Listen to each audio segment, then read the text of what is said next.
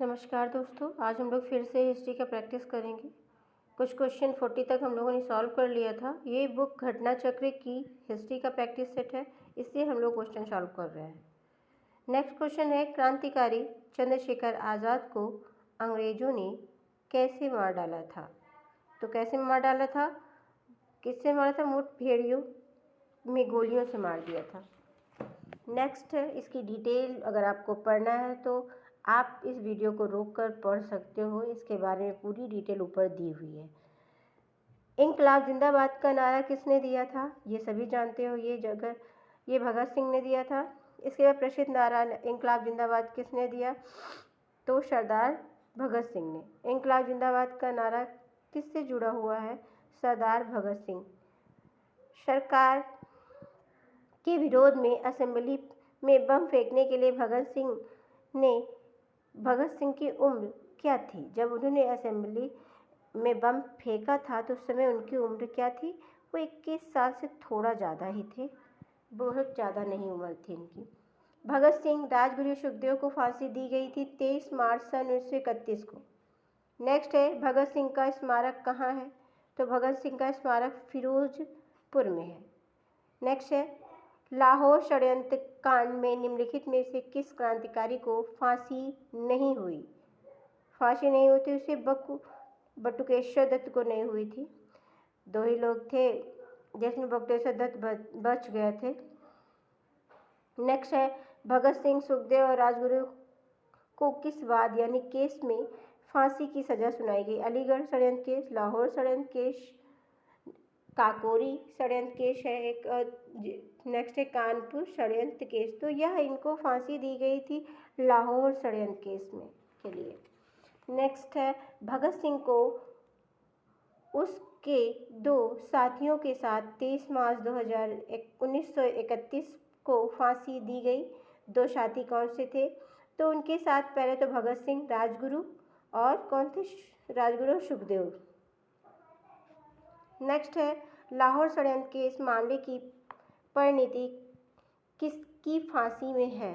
किसकी फांसी में हुई थी?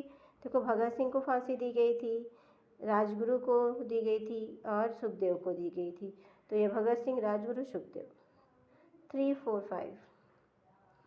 भारतीय स्वतंत्रता के लिए फांसी पाने वाले प्रथम रिटायर्ड मुस्लिम का नाम कौन था? अशफाक उल्लाह खां। अशफाक उल्लाह खां। इसके बाद नेक्स्ट क्वेश्चन देखते हैं हम लोग। लिखा है, निम्नलिखित मुकदमे की सूची दी गई है। अंत में दिए गए कोड का प्रयोग करके की तिथ्यानुसार तिथि को करना है कि कौन सी पहले हुई, कौन सी बाद में। पहले हुआ है लाहौर मुकदमा, फिर उसके बाद कानपुर मुकदमा हुआ है, फिर उसके बाद काकोरी मुकदमा, उसके बाद मेरठ मुकदमा, यानी कि फर्स्ट 4, 2 और 3। निम्नलिखित में से कौन सा सुमेलित नहीं है? इसमें से 3 सुमेलित है और 1 नहीं सुमेलित है। देखो, हावड़ा षड्यंत्र प्रकरण जो है 1910 में, ये सही है। विक्टोरिया षड्यंत्र प्रकरण, ये भी सही है। लाहौर षड्यंत्र केस 1916 से 1930 के बीच में हुआ है। और काकोरी जो षड्यंत्र के प्रकरण है, ये 1924 में नहीं हुआ, इसमें तो बेलगांव का हुआ था। ये हुआ है 1925 में, 1925 में हुआ है। नेक्स्ट है, निम्नलिखित में से कौन सा युग्म सही सुमेलित नहीं है? दिल्ली षड्यंत्र केस से संबंधित है अमीन चंद, काकोरी कांड से अशफाक उल्लाह खां, और लाहौर से जतिन दास, और नासिक षड्यंत्र केस से रासबिहारी बोस। नासिक षड्यंत्र केस से जो है वो नासिक षड्यंत्र केस से रासबिहारी बोस नहीं है। नासिक षड्यंत्र केस से इसमें दिया है दिल्ली षड्यंत्र केस से अमीर चंद, षड्यंत्र से काकोरी से अशफाक का, लाहौर से जतिन दास संबंधित है और रासबिहारी दिल्ली षड्यंत्र केस से संबंधित है। ये नासिक न होकर ये दिल्ली से संबंधित है, दिल्ली षड्यंत्र केस से।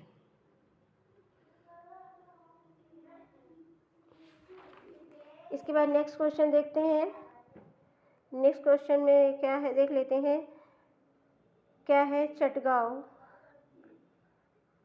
आमरी रेट, इसको मैच करना है, कौन सा किससे सुमेलित है देख लेते हैं। इसमें फर्स्ट वाला सुमेलित है फर्स्ट से। फर्स्ट का कल्पना दत्त। अभिनव भारत किसकी है? तो अभिनव भारत है दामोदर सावरकर की, वीडी सावरकर जिसको बोलते हैं। अनुशीलन समिति अरविंद घोष से संबंधित है। कूका आंदोलन गुरु Ram Singh. First third 4-2। Kakori case के अभियुक्तों के बचाव हेतु किसकी अध्यक्षता में समिति का गठन हुआ? गोविंद बल्लभ पंत की अध्यक्षता में हुआ था। नेक्स्ट है, सूची को मैच करना है। ये देखो किसके द्वारा, क्या संस्थापक कौन किसके हैं? रिवोल्ट ग्रुप किसके हैं? रिवोल्ट ग्रुप के कौन है? सूर्य सेन। इसका 5 नंबर हो जाएगा। इसके बाद है हिंदुस्तान रिपब्लिक एसोसिएशन किसका है? तो लाला लाजपत राय का है, तो इसके आगे हम लोग 3 लिख देंगे। हिंदुस्तान सोशलिस्ट रिपब्लिक एसोसिएशन, तो इसका 2nd नंबर चंद्रशेखर आज़ाद है, तो इसके आगे हम लोग 2 लिख देंगे। पंजाब नव भारत सभा, तो इसके 4th नंबर यानी भगत सिंह है, तो हमारा हो जाएगा 5, 3, 2, 4 यानी कि लास्ट वाला हो जाएगा। नेक्स्ट क्वेश्चन देखते हैं हम लोग। नेक्स्ट क्वेश्चन में दिया, इसमें ये बताना है गया कि दुर्घटनाओं की लिस्ट बनानी है, कौन सी घटना पहले हुई, कौन सी बाद हुई। देख लेते हैं। सबसे पहले कौन सी, इसमें लिखा है नीचे संगठनों की एक सूची दी गई है। सूची में दिए गए कूट का प्रयोग करके क्रांतिकारी गतिविधियों की लिप्त संगठनों का चयन कीजिए। जो संगठन इस क्रांतिकारी आंदोलन से संबंधित है उन्हीं को चूज करना है हम लोगों को। देख लेते हैं। अभिनव भारत तो है ही। इसके बाद अनुशीलन समिति भी है। न्यू नेशनलिस्ट पार्टी नहीं है, इंडियन पैट्रियोटिक नहीं है, ये नहीं है, 2 है सिर्फ, फर्स्ट और सेकंड। निष्क्रिय विरोध का सिद्धांत प्रतिपादित किया है अरविंद घोष ने किया है। नेक्स्ट है, निम्नलिखित कथनों पर विचार कीजिए तथा नीचे दिए गए कूट के सही उत्तर दीजिए। सुभाष चंद्र बोस ने फॉरवर्ड ब्लॉक की स्थापना गठन किया था, और Bhagat Singh Hindustan republic socialist association की संस्थापक में से एक थे। दोनों ही सही हैं। नेक्स्ट देख लेते हैं। निम्नलिखित में से किस क्रांतिकारी की फांसी गोरखपुर जेल में हुई थी? राम प्रसाद बिस्मिल्ला की। नेक्स्ट है, निम्नलिखित में से किस कारागार में राम प्रसाद बिस्मिल्ला को फांसी दी गई थी? अभी जस्ट हम लोगों ने पढ़ा हुआ है, गोरखपुर में। निम्नलिखित में से किस महिला क्रांतिकारी के दीक्षांत समारोह की उपाधि डिग्री ग्रहण करने पर अंग्रेज गवर्नर कुलाधिपति को गोली चलाई गई? तो बीना दास के द्वारा चलाई गई थी। नेक्स्ट क्वेश्चन है, किसने कहा था आलोचना और स्वतंत्र चिंतन एक क्रांतिकारी की 2 विशेषताएं हैं? तो यह भगत सिंह ने कहा था।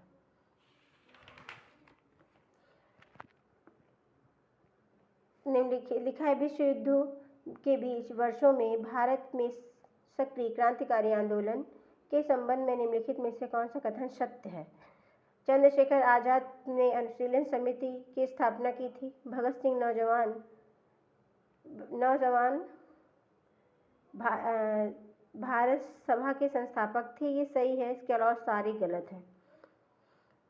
ठीक है, आज इतना ही रखते हैं। नेक्स्ट टॉपिक है हमारा भारत से बाहर क्रांतिकारी गतिविधियाँ। उसके जो क्वेश्चन है हम लोग नेक्स्ट डे करेंगे। Thank you very much.